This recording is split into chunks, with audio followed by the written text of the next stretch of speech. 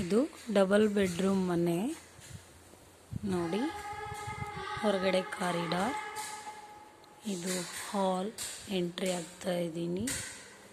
POP ಚೆನ್ನಾಗಿದೆ, fan, ಜೂಮರ್ ಎಲ್ಲ ಇದೆ.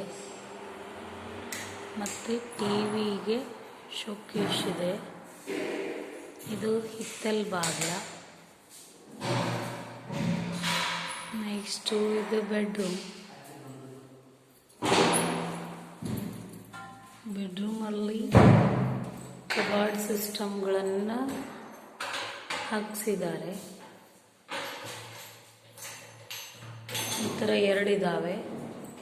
ಮತ್ತು ಈ ಬೆಡ್ರೂಮಿಂದ kitchen room, commode system, toilet room, ಇದು ಪೂಜಾ ರೂಮ್, ಇದು ಕಿಚನ್ನಲ್ಲಿ